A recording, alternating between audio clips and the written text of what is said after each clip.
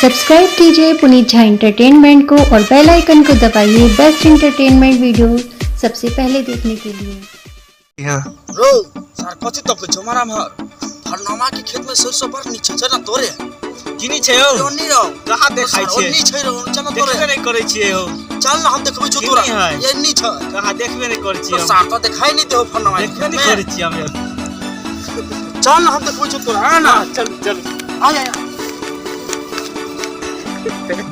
ओ चल ना आई सरसों का साग बना के खा बाहर निकल चल चल चल चल नहीं बनी छै ए चल ना हम देखबै छु सरसों के बनाबै छै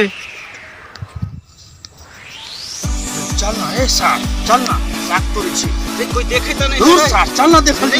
चल ना नहीं रे चल ना ए चल ना रे नहीं कोई थे खिलाड़ी लाठी मिला के खेला खिलाड़ी लाठी मिला के बांस वाला झरनी कांच आ नरम बांस वाला झरनी कांच आ नरम ताल मिला के मारो भैया धम धम धम मजा आए साग के बनता भाई मिलबो नहीं केले रे भाई तो देखबो तनी कोई है रे के देखते रे भाई खाने रे बार मजा आवे रे बार मजा आवे ये बार मजा आवे है बुखार